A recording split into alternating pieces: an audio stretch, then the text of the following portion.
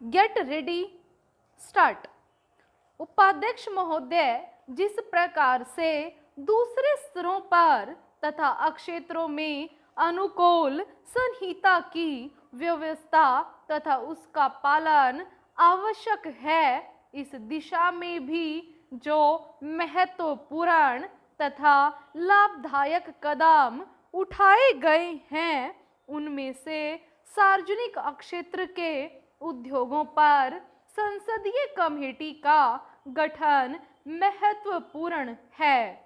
परंतु इस संबंध में यदि कार्य का स्वस्थ विकास करना चाहते हैं तो कमेटी के क्रियाकलापों पर संसद अनावश्यक हस्तक्षेप न करे। अतः इस कमेटी द्वारा एक निश्चित विधान द्वारा कार्य हो, इसके लिए संसद केवल नीति संबंधी प्रश्नों तथा समालोचनाओं तक ही अपने को सीमित रखे। यही सब लोगों द्वारा भी अनुभव किया गया है।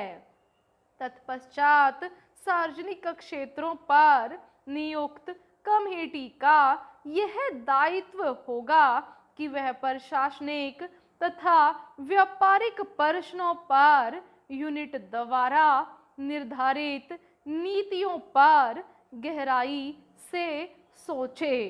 संसद के पास पहले ही इतने कार्य होते हैं कि वह यूनिटों के सब पहलुओं का परीक्षण नहीं कर सकती। इसलिए यह सारा कार्यभार कमेटी पर हो जाता है। सीमित समय होने के बावजूद भी एक कमेटी ने प्रत्येक यूनिट के कार्यों का पूरी तरह से निरीक्षण करने का प्रयत्न किया है और इस संबंध में लाभदायक सुझाव दिए हैं। विस्तृत प्रश्नावली भेजने के अतिरिक्त कमेटी के सदस्यों ने योजनाओं का तत्कालिक निरीक्षण भी किया है, अधिकारियों से भी आवश्यक पूछताछ की है तथा अपनी रिपोर्ट तैयार करने से पूर्व दूसरी आवश्यक जानकारी भी प्राप्त की है।